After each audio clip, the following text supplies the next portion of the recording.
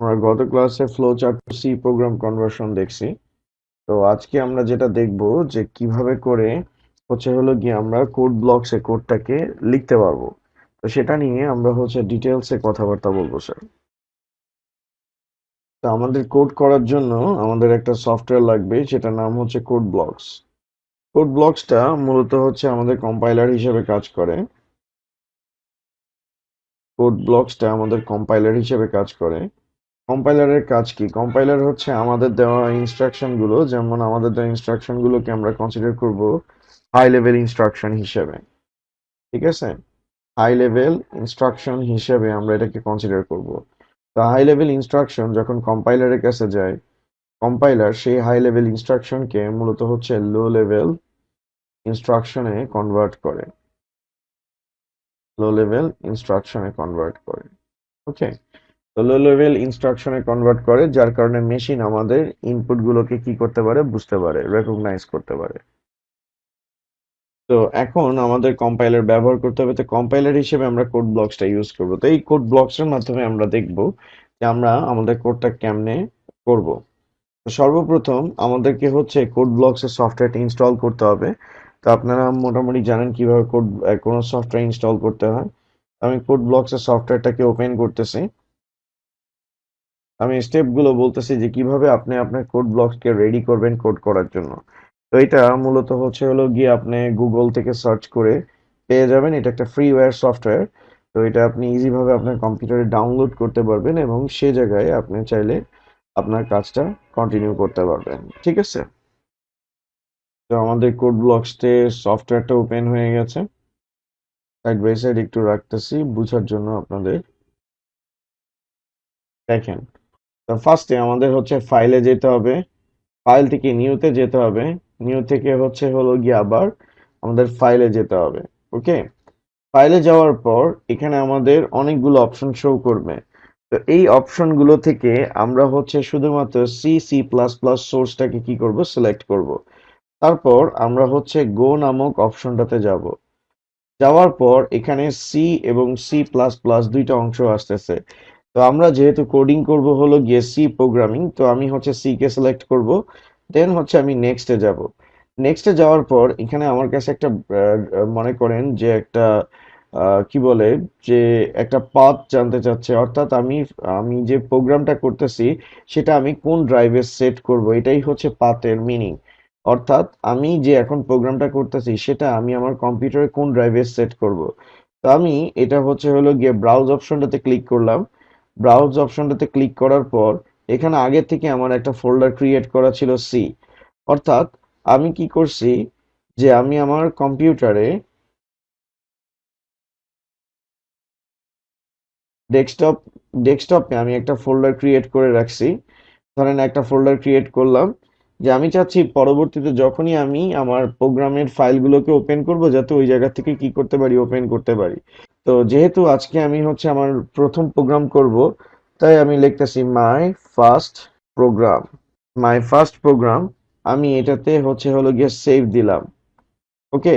Save দেওয়ার পর finish দিলে আমার এখানে দেখেন my first program dot C. এখানে একটা জিনিস লক্ষ্য করেন, আমি যদি এখানে আমার টি নামক ফোল্ডারটাতে যাই,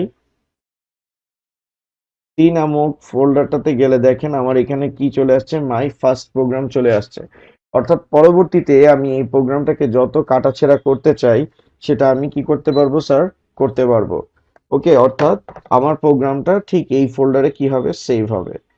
তো আই হোপ আপনারা বিষয়টা বুঝতে পারছেন। এখন দেখেন আমি চাইলে যা খুশি তা লিখতে পারবো। আর এখানে আরেকটা জিনিস বলি, একটা সি প্রোগ্রাম ফাইলের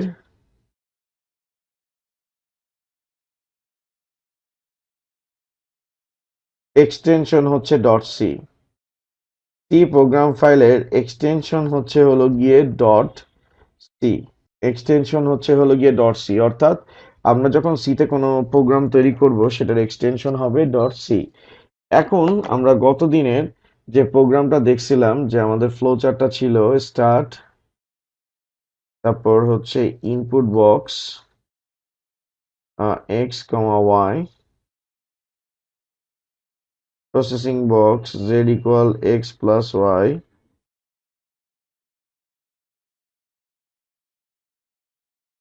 ফাইনালি প্রোগ্রাম হচ্ছে এন্ড। তো আমি এটাকে হচ্ছে হলো গিয়ে দিব হ্যাশ INCLUDE stdio.h, তারপর main first bracket start first bracket close second bracket start second bracket close. Okay, এরপর আমার হচ্ছে ইনপুটের কাজগুলো। তো ইনপুটে আমার ভ্যারিয়েবল আছে এক্স ওয়াই জেড, এখানে সেমিকলন দিব, আর এখানে আমি হচ্ছে ডাটা টাইপটা কি দিব, ফ্লোট দিব। ওকে, তো স্যার একটা জিনিস বলি আপনাদেরকে, যে এই যে ডাটা টাইপ গুলো আছে এগুলো আপনি কখনো ক্যাপিটাল লেটারে লিখতে পারবেন না। ঠিক আছে, তো আপনাকে এটা বুঝতে হবে। আচ্ছা, সিতে সি কিন্তু একটা case sensitive language. Case sensitive language অর্থাৎ আপনার সিতে কোড করতে লোয়ার কেস ব্যবহার করতে হবে, আপনি কখনো ক্যাপিটাল লেটার ব্যবহার করতে পারবেন না। ঠিক আছে, তো সিতে যে কোডগুলো আমরা লিখি তাদেরকে বলা হয় কিওয়ার্ড। তো কিওয়ার্ড কখনো ক্যাপিটাল লেটারে লেখা যাবে না। এখন আপনি বলবেন স্যার কিওয়ার্ড কেমনে বুঝবো?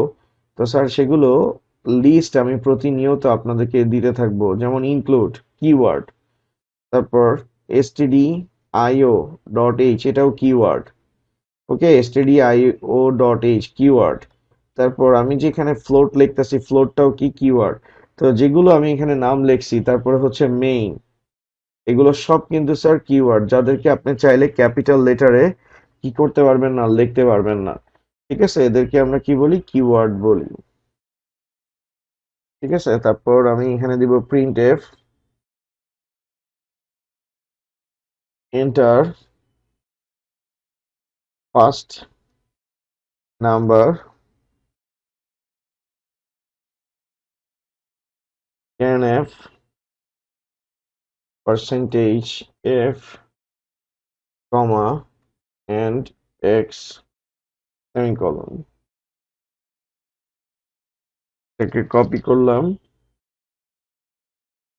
Control V, enter second number.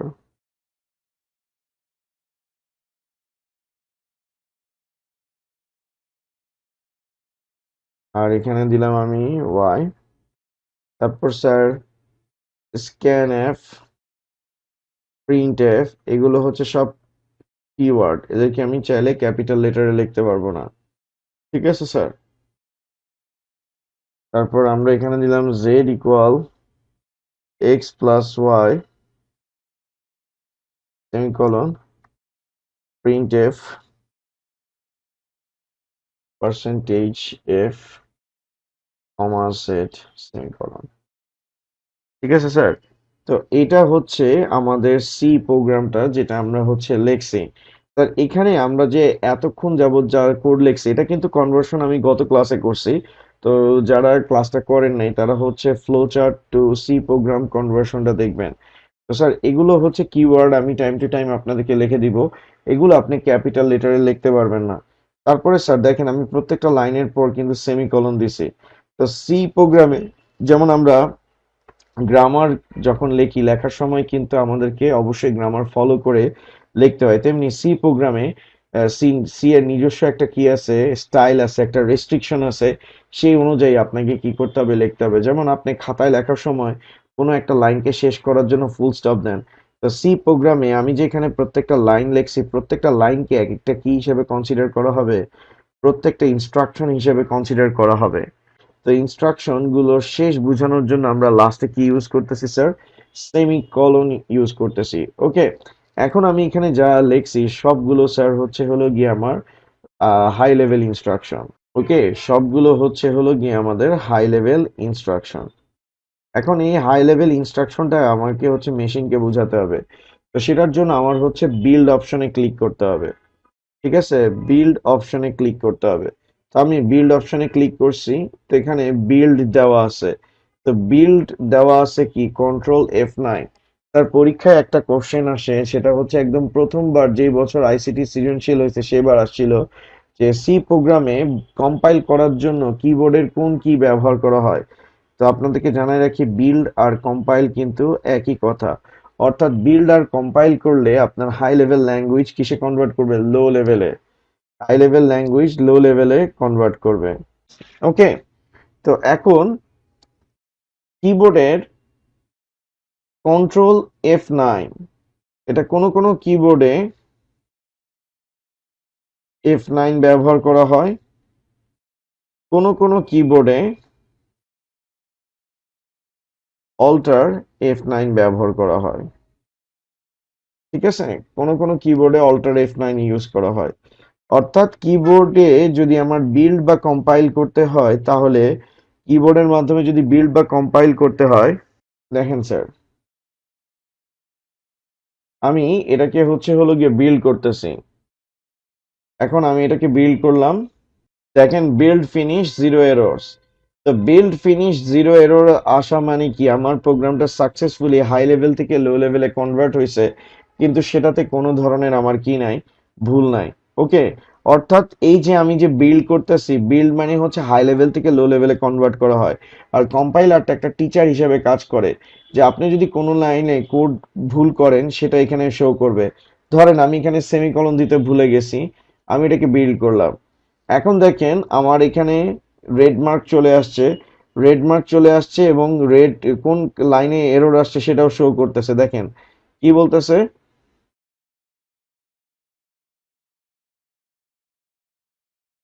বলতেছে error expected semicolon before scanf, অর্থাৎ 6 নাম্বার লাইনের মানে 6 নাম্বার লাইনের আগে একটা এরর আসছে, এক্সপেক্টেড সেমিকলন বিফোর স্ক্যানএফ। অর্থাৎ 6 নাম্বার লাইনে যে স্ক্যানএফ আছে তার আগে একটা সেমিকলন মিস করছি। তো এটার জন্য আমার কি করতে হবে, সেমিকলনটা দিয়ে দিতে হবে। তো আমি এবার যদি বিল্ড করি তাহলে আমার কোনো ধরনের এরর আসবে না। তা আমার হাই লেভেল থেকে সেটা সাকসেসফুলি কিসে কনভার্ট হয়েছে, লো লেভেলে। এখন প্রোগ্রাম যে রান হয়েছে সেটাকে আমার কি করতে, মানে প্রোগ্রাম যে তৈরি হয়েছে সেটাকে আমার কি করতে হবে, রান করতে হবে, এক্সিকিউট করতে হবে। তো প্রোগ্রাম রান করার জন্য কিবোর্ডের কন্ট্রোল F10 ব্যবহার করা হয়। প্রোগ্রাম রান করার জন্য, প্রোগ্রাম আমাদের এখন বিল্ড হয়েছে, প্রোগ্রাম বিল্ড করার পর রান করতে হয়। তো রানের জন্য আমাকে ব্যবহার করতে হয় কন্ট্রোল F10 or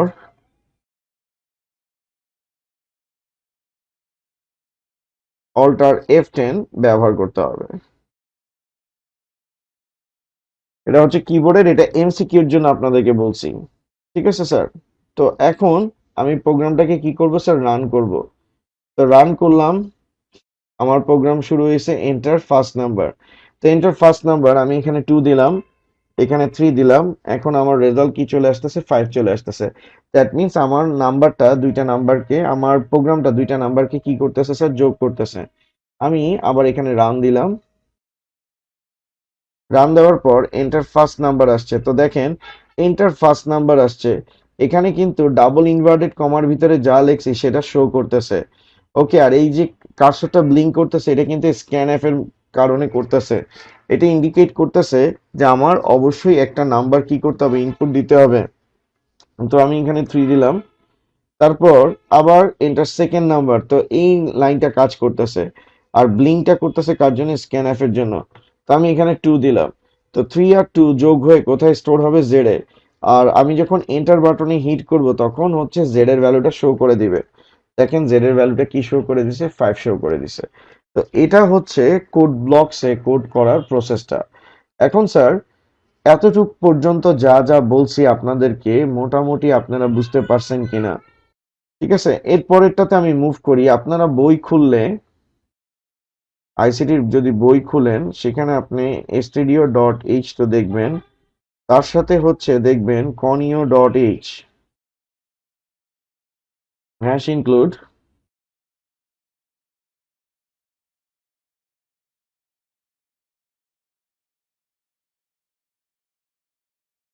আর এখানে main first bracket start first bracket close, second bracket start second bracket close, আর এখানে হচ্ছে গেট নামক আপনি আরেকটা ফাংশন দেখবেন। তো আপনাদের কোশ্চেন থাকবে, স্যার এখানে আমি conio.h কেন ইউজ করছি সেটা একটু ব্যাখ্যা দেন। তো স্যার সেটা একটু ব্যাখ্যা দিচ্ছি। আপনারা যখন সি প্রোগ্রামটা তৈরি করতে দেখছিলেন তখন কিন্তু মাই ফার্স্ট প্রোগ্রাম নামক একটা ফাইল ছিল। এখন কিন্তু এখানে 3টা ফাইল তৈরি হয়েছে। তো এখানে দেখেন 3টা ফাইল তৈরি হয়েছে, একটা হচ্ছে ডট সি, একটা হচ্ছে ডট ইএক্সি, একটা হচ্ছে ডট ও। তো আপনি যখন সি এর কোনো একটা ফাইলকে বিল্ড অর কম্পাইল করবেন, সেখান থেকে 3টা ফাইল তৈরি হবে। একটা হচ্ছে ডট ইএক্সি, একটা হচ্ছে ডট সি, আর একটা হচ্ছে ডট ও। যেমন আমাদের মাই ফার্স্ট প্রোগ্রাম নামক একটা ফাইল ছিল সি এর, মাই ফার্স্ট প্রোগ্রাম নামক একটা ফাইল ছিল। তো সেটাকে যখন আমরা কম্পাইল করছি, সেটা তো ডট সি ছিল, এখান থেকে আরো এক্সট্রা 2টা ফাইল আমরা দেখতে পাচ্ছি। একটা হচ্ছে দেখেন my first program dot C, এটা তো আমাদের আগে থেকেই ছিল, প্রোগ্রাম ডট সি। তারপরে হচ্ছে my first program dot exe,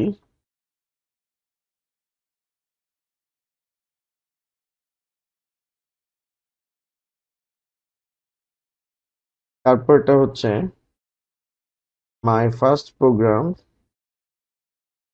dot O. Sir এটাকে বলা হয় সি এর ফাইলটা, আর এটাকে বলা হয় এক্সিকিউটেবল ফাইল। এইখানে যে ডট সি আছে স্যার, এটাকে মূলত স্যার বলা হয় সোর্স ফাইল। এটাকে কি বলা হয়? Source file. অর্থাৎ যেখানে আমার সমস্ত কোড লেখা আছে স্যার, সেটাকে বলা হয় সোর্স ফাইল। অর্থাৎ পরীক্ষায় যদি এমসিকিউতে আসে যে সি এর কোনো ফাইলে ডট সি থাকলে সেটাকে কোন ফাইল বোঝায়, অ্যান্সার হবে কি sir? Source file. Executable file মানে হচ্ছে প্রোগ্রাম ফাইলটা। আমি যদি এভাবে বলি যে আপনি যে পাবজি খেলেন, আপনি যে গেমটা খেলতেছেন ওইটা হচ্ছে ডট ইএক্সি, আর পাবজি তৈরি করার জন্য যে কোডগুলো লেখা হয়েছে সেটা হলো গিয়ে আপনার সোর্স ফাইল। আর পাবজি ইনস্টল করার পর আপনার মোবাইলে যে আইকনটা দেখতে পান সেটাকে মূলত স্যার কি বলা হয়? Object file. তাহলে একটা প্রোগ্রামকে আমি যখন ইনস্টল করব, সেখান থেকে আমি 3টা হলো গিয়ে সিনারিও দেখতে পাইতেছি। একটা হচ্ছে আমি প্রোগ্রামটা তৈরি করার জন্য যত কোড লেখছি, যত লাইনের কোড লেখছি, সেটাকে বলা হবে সোর্স ফাইল। ঠিক আছে? আর সেই প্রোগ্রামটা যখন আমি এক্সিকিউট করব, লাইক পাবজি যখন আমি গেমটা খেলতেছি, ওই গেমটা খেলাকে মূলত বলা হবে ডট ইএক্সি, এক্সিকিউটেবল ফাইল। আর পাবজির যে আইকনটা আমি আমার ডেস্কটপে বা আমি আমার মোবাইল ফোনে দেখতে পাবো, সেটাকে মূলত স্যার বলা হবে অবজেক্ট ফাইল। ঠিক আছে? আই হোপ আপনারা বিষয়টা বুঝতে পারছেন। তো এখানে আমি যেটার কথা বলতেছি, আমরা যখন কোনো সফটওয়্যার ডিজাইন করি, আমরা হচ্ছে কাউকে যদি সফটওয়্যারটা সেল করি, আমরা তাকে কিন্তু এই 2টা জিনিস ডেলিভার করি, অর্থাৎ এক্সিকিউটেবল ফাইল আর একটা কি অবজেক্ট ফাইল। কারণ এই এক্সিকিউটেবল ফাইল থেকে কখনো সোর্স ফাইল বা কোডকে দেখা যাবে না। ওকে, তো পৃথিবীতে যত বড় বড় সফটওয়্যার ইন্ডাস্ট্রি আছে, তারা আপনাকে হলো গিয়ে এক্সিকিউটেবল ফাইল দেয়। তারা কখনো আপনাকে এক্সিকিউটেবল ফাইল দেয়, অবজেক্ট ফাইল দেয়, তারা কখনোই মূলত আপনাকে সোর্স ফাইল দিবে না। ঠিক আছে? কারণ সোর্স ফাইল হচ্ছে একজন প্রোগ্রামারের প্রপার্টিস। এখন এই কথাগুলো, এত কথা কেন বলতেছি স্যার একটু লক্ষ্য করেন। এত কথা বলা হচ্ছে যাতে আমি আপনাদেরকে কেন কনিও ডট এইচ ইউজ করা হয়, গেট সিএচ ইউজ করা হয় সেটা বুঝাইতে পারি। তো স্যার কনিও ডট এইচ এর বিষয়টা একটু ক্লিয়ার করি যে কনিও ডট এইচটা কি। অর্থাৎ এই জায়গায় আপনার যে কনিও ডট এইচটা দেখতেছেন, এই কনিও ডট এইচ বলতে মূলত স্যার বুঝায় console input and output. Console input and output বোঝায়।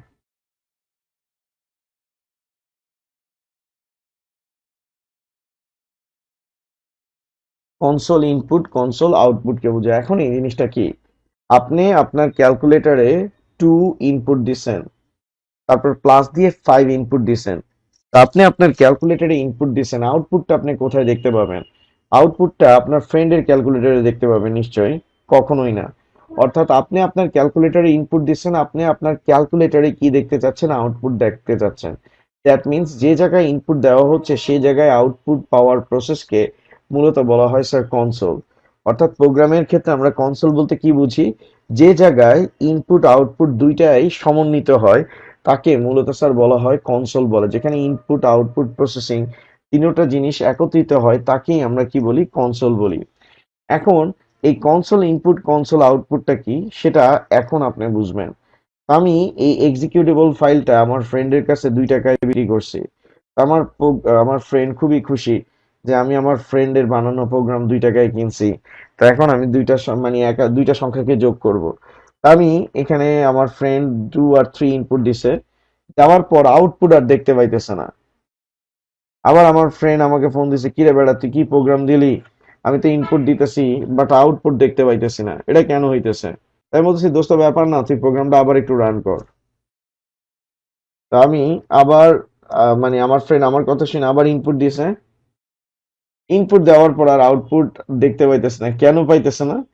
কারণ আমাদের যে মেইন প্রোগ্রামটা আছে সেই মেইন প্রোগ্রামটার ভিতরে আমাদের কি দেওয়া নাই স্যার, conio.h দেওয়া নাই। তখন আপনি বললেন স্যার কি সুন্দর আপনি এখান থেকে রান করছেন, তখন তো শো করছে। স্যার এখানে একটা জিনিস দেখেন, আমি এটা কোড ব্লকস থেকে রান করছি, এখন আমি কোড ব্লকস সব ওপেন ক্লোজ করে দিচ্ছি, কোড ব্লক সব ওপেন করে দিছি। এখন কিন্তু আমি এই যে প্রোগ্রামটাকে যে রান করতেছি সেটা কিন্তু আমি হচ্ছে কোড ব্লকস থেকে রান করতেছি না, আমি কোড ব্লকস এর বাইরে থেকে সেটাকে কি করতেছি, রান করতেছি। তো রান করলাম, 2 দিলাম, 3 দিলাম, আমি আউটপুটটা কি করতে পারতেছি না, তো আমি এখানে ইনপুট দিতে পারতেছি না। এখন আমি যদি প্রোগ্রাম ফাইলটা সোর্স ফাইলটাকে ওপেন করি, সেখানে আমাকে হলো গিয়ে conio.h দিতে হবে। আর স্যার conio.h এর কাজটা হচ্ছে আমি যে জায়গায় ইনপুট দিচ্ছি সে জায়গায় আমার যাতে আউটপুটটা আসে, আর আউটপুটটা আসার পর সেটা যেন স্থির থাকে, সেটার জন্য আমরা হচ্ছে conio.h এর সাথে আমরা কি করছি, get ch ইউজ করছি।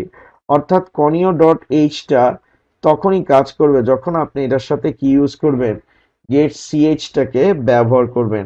গেট সিএইচ যদি ব্যবহার না করেন তাহলে আপনি যে জায়গায় ইনপুট দিচ্ছেন সে জায়গায় আপনার আউটপুট আসবে না স্যার। ওকে,